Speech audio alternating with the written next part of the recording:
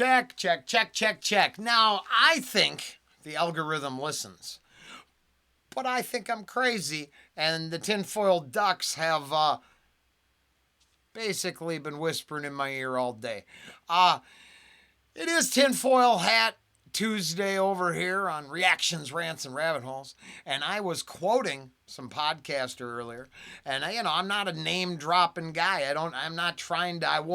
I don't put none of this in the titles. If you showed up, by chance, maybe you're going to luck out or maybe you're going to be frustrated. But if you watch the reactions I did on the channel today, starting with the comments reaction first, honestly, I did a couple punk songs, thrashy, hardcore stuff. They were second and third, but it's the comment video, the Upchurch, and the Testament, all heavily partaking in a Tinfoil Hat Tuesday experience, upcoming first Tuesday of every month from now on. If we can take it live, we'll take it live. And I'm uploading my reactions right now, filling out the details, and I wanted to kick back and have a cigarette, and being this is a pro-smoking show, and be blunt, it is not an endorsement of smoking. I don't think there's cigars, their weed, and their everything else, and their, weird, the DMT elf embracing. Each to their own. If in the end the level of harm you feel is not the kind of harm that the cosmic forces are going to judge you on, then you do you. I'm not endorsing my behavior as appropriate. I'm saying I sit and watch these guys. I even if I had the money, I don't know if I'd smoke cigars. But I have no. But talk about conspiracies all day. I'm a Tucker Carlson nicotine guy. Nicotine is an essential, chemical I need running through my body. And so if we take a little walk through history, you'll see time and time again how this has happened. So I'm going to jump way back first. Okay. There was a respect to Chief Nerd on X. I just stumbled across it. I wasn't going to look up for the original. This is the power of clips and the instant access universe. I had to get it on the spot, so I'm stopping my break and I'm hopping right back onto the platform, on my OBS here, push record. Here we're at. I just need to explain. It's someone else's content. Much respect to all that. It's the topic that's important. Hopefully, if gets through, it gets through. A couple people will see it. I can't imagine having a platform. I'd send all the respect to the poster. But it's the discussion you want to start. And so if we take a little walk through history, you'll see time and time again how this has happened. So I'm going to jump way back first. Okay. There was a small little company that reached out to the Third Reich and said, hey, we need 150 participants for our clinical trial. The Nazi regime shipped 150 healthy Jewish women to this pharmaceutical company to test its products. Literally, within 6 months, there's letters back to the Third Reich from this pharmaceutical company saying, thank you so much for your cooperation. The women arrived in great health and working order. Unfortunately, none of them made it through the initial phases of our trial. They killed 150 women. We kindly request that you send us another 150 women. That little company became Bayer, which is now a mega pharmaceutical company. And I say that because it would have changed by now. That was forever ago, right? The world's a different place. We would never allow that today. Jump forward post-World War II. I talked about this on RFK's podcast. Eisenhower's speech, his famous speech. Now, this channel has referenced that. I take it, and I just learned something here. So I'm kind of excited to share, but I really think it's this content that's important, not my rambling this time. If you'd like to see the setup, because I'm telling you, the algorithm must have been listening, but it seemed to be on our side, not theirs. This was the first thing in my feed when I popped up X. So good for that part of the intrusion control system. On RFK's podcast, Eisenhower's speech, his famous speech about the military-industrial complex. What a lot of people don't realize is there was a second half to that speech where Eisenhower warned the American people about the medical industrial complex. He warned that if we allow private industry to control, monopolize, and profiteer off of health and healthcare, that they will silo innovation, stifle innovation, and capitalize and monetize innovation. I would argue that's 100% what we've seen, and it's continuing. And the reason I want to walk the public through this is because to understand what's going on, you've got to see the history of how it's happened. Now you jump forward to the 80s, okay? Time and time again, when Big Pharma has had an opportunity to choose left or right, over and over again, they have chose profits over patient outcomes. So 1980s, Bayer launches a hemophilia drug. They inadvertently contaminate thousands of specimens with HIV. They know that they've contaminated specimens with HIV. I'm going to go back because I kind of actually been down this one, so I don't want it to just be if I can hop in, I can hop in. I went down and I think it's a highly controversial. But I watched a couple of documentaries that first off let us know that an entire epidemic was really boiled down to rough trade popper users in underground fringe activities. And then that was used to roll up this whole package. And I, in that same documentary, showed where you can be diagnosed with something in one country on the other side of the world. If you step across the border, you are no longer diagnosed with it. No way. You have to go through it all again. Then the rabbit hole opens up to the testing, fear-mongering scam.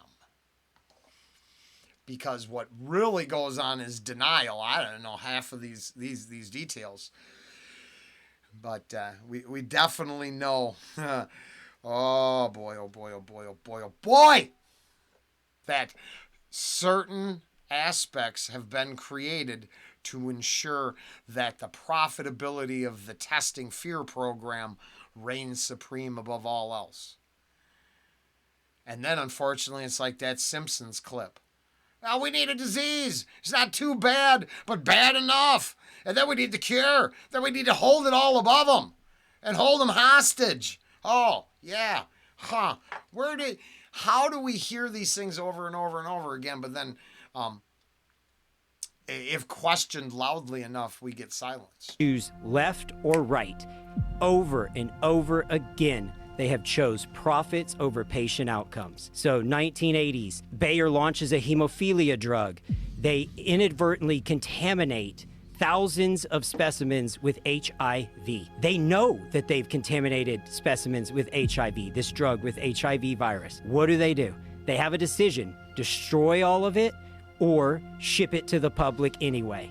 They shipped it into third world countries, Africa and Asian markets, and infected 20,000 people with the HIV virus. What? This is the 80s when it was a death sentence. Look at this from this article. Division of the pharmaceutical company Bayer sold millions of dollars of blood clotting medicine for hemophiliacs, medicine that carried a high risk of transmitting AIDS, to Asia and Latin America in the mid-1980s while selling a new, safer product in the West, according to documents obtained by the New York Times. Holy shit. So jump forward, they infect all these people with HIV. Okay, in the 80s... You had to get more.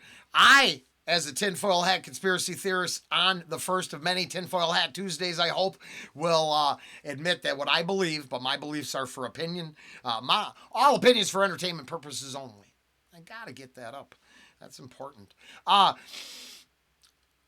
Because the data and the fear was going to be based upon a devastating effect within that fringe group, you needed tons of normies to turn up in emergency rooms and in obituaries.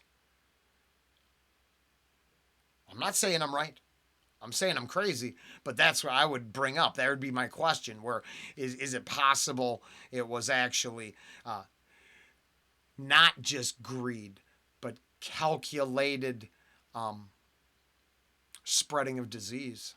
Compounding pharmacies and specialty pharmacies and generic manufacturers attempted to create HIV treatment options that were affordable for third world countries. Because at the age farm with HIV, okay, in the 80s, compounding pharmacies and specialty pharmacies and generic manufacturers attempted to create HIV treatment options that were affordable for third world countries. Because at the time, it was like $14,000 a month for an HIV treatment to keep you alive. Nobody could afford that in those countries. So what happens?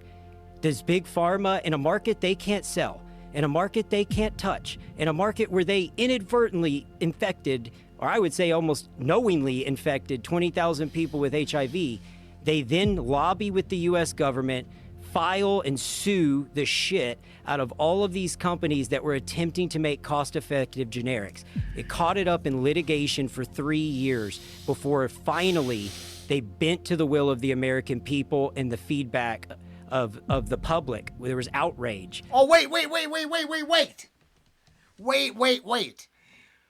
Once you literally shine the light and bring it to the attention of, no disrespect, the normies, they don't listen to this conversation, so technically I don't think they're included.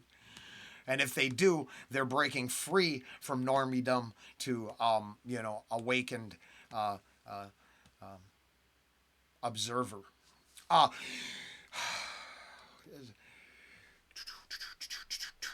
I don't even know. They then lobby with the U.S. government, file and sue the shit out of all of these companies that were attempting to make cost-effective generics. It caught it up in litigation for 3 years before finally. Yeah. So then you shine the light, and it comes tumbling down.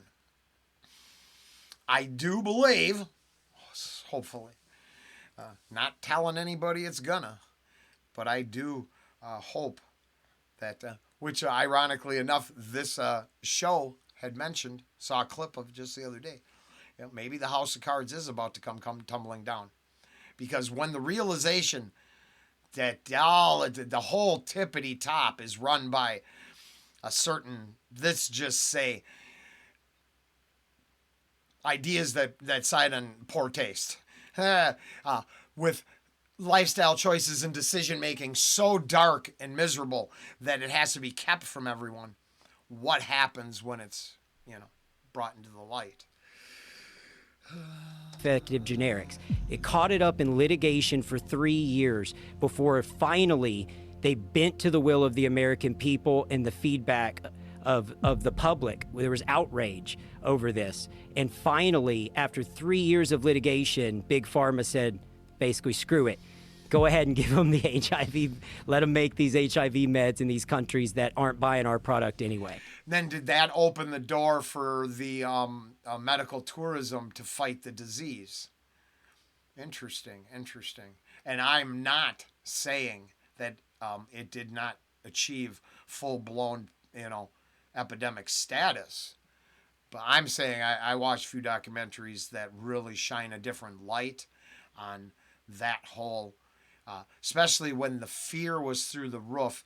But honestly, outside of the blood transfusion, outside of a very small group, it is almost impossible to get. That whole water fountain fiasco, I never bent to those wills because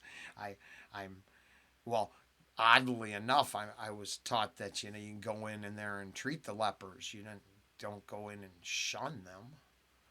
Now, am I so cold-hearted that I want to make a leper joke now and then? I guess, maybe. That sucks. But would I still volunteer if that was my calling? Damn straight. I drank after you in the water fountain. We played sports. I don't care. I never bought that. Your bodily fluids or something to fear. Respectfully decline without invitation and desire, yeah, but fear and assume are toxic? Shit. That's just the early stages of getting us to hate and fear each other. except for the rough trade set who threw that all out the window and just pounded on poppers right in the back alley. Once again, I can't help it, but it just keeps coming up. It turns out they're not the best choices we make. 3 years of litigation, Big Pharma said, basically, screw it. Go ahead and give them the HIV, let them make these HIV meds in these countries that aren't buying our product anyway. I just say all this so you know the people we're dealing with. And so if we take a little walk. There you go. That's awesome. But I just thought that is the kind of stuff I listen to. Now, would I preach it, regurgitate it, throw it into my rhetoric instantly? No. But do I know about the oil treatment for the planes? Do I know about the IBM and the categorizing of atrocities? Sure. The track record does not side on corporate control. And then if deception has pulled the wool over our eyes, I don't know what to tell a person. I'm not trying to accuse anybody, but denial of these things is what perpetuates it. In my personal opinion, all opinions for entertainment purposes only. That will wrap up Tinfoil Hat Tuesday for me.